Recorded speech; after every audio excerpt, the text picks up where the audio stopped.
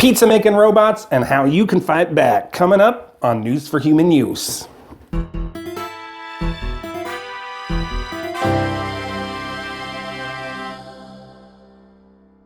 Hey there, humans, and welcome to another edition of News for Human Use, the only place reporting the news that doesn't care about your clicks. I'm Gene Pocket. I'm a self-published author, a public and private speaker, and the only candidate in the race for the White House in the year 2020 who isn't working as a mouthpiece for the bots, machines, and artificial intelligences. I'm not trying to bribe you into stepping aside so a robot can steal your job. I'm not ignoring the fact that the greatest threat to American jobs is automation. I'm saying it's time to fight back. I'm saying enough is enough. We're not going to let these things replace us. Hell no. Humans first, humans forever.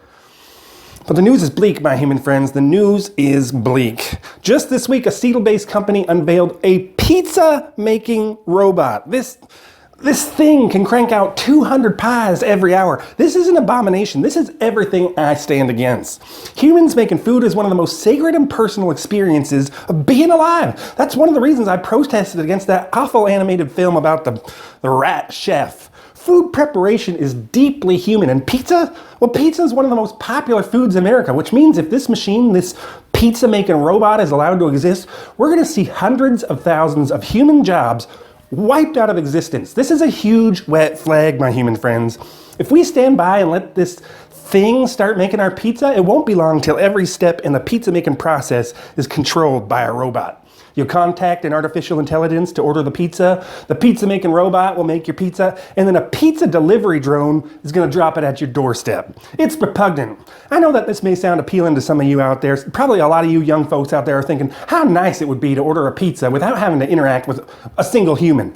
But it's not the way things are supposed to be. That's not the way humans are going to thrive. Humans are social creatures, and interacting with other humans is how we are going to survive. We need each other. Human interaction is beneficial in so many ways, even if it doesn't feel like it. It's very similar to physical exercise. Sure, it's going to be unpleasant at times, but the net benefit is immeasurable. Human interaction stimulates thought, increases empathy, and decreases the likelihood of depression and other mental side effects of loneliness.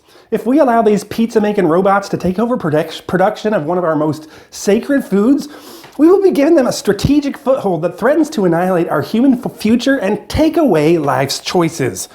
Perhaps the simplest way to fight this mechanical menace is to give your money to human-based businesses. Do your research and patronize only those businesses that prioritize humanity.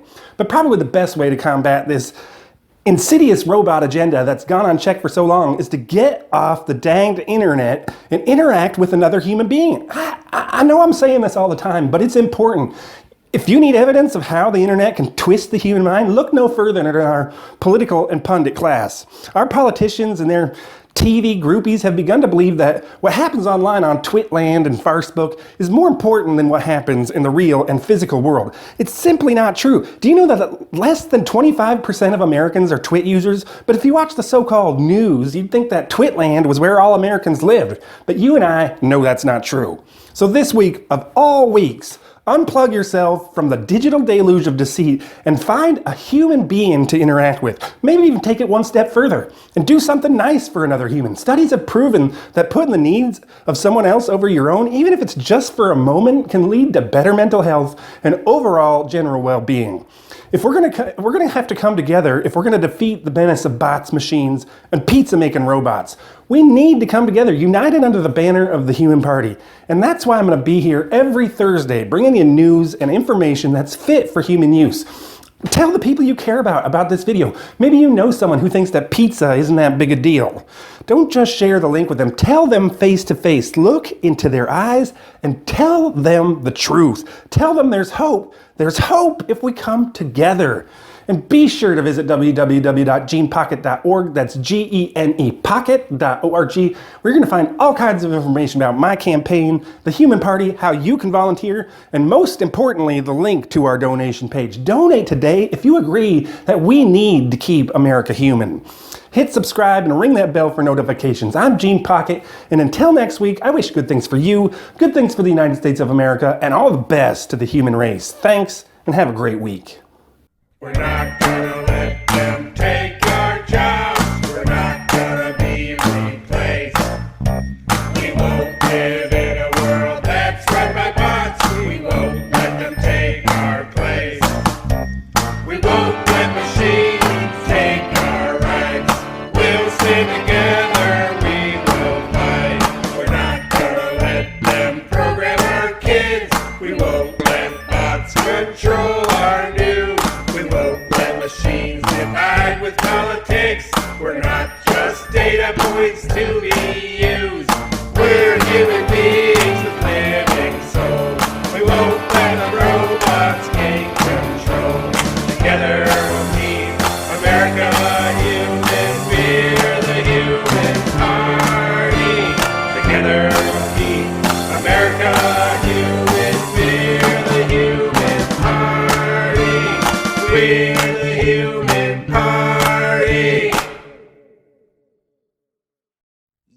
gonna be the ship's cook? Yeah, we're gonna kick it up a notch. Bam! I know you like cooking shows, but you're a robot. You don't even have a sense of taste. Honey, I wouldn't talk about taste if I was wearing a lime green tank top.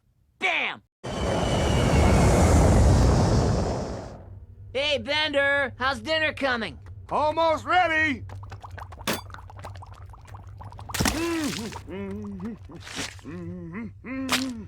Ah, now for a dash of salt.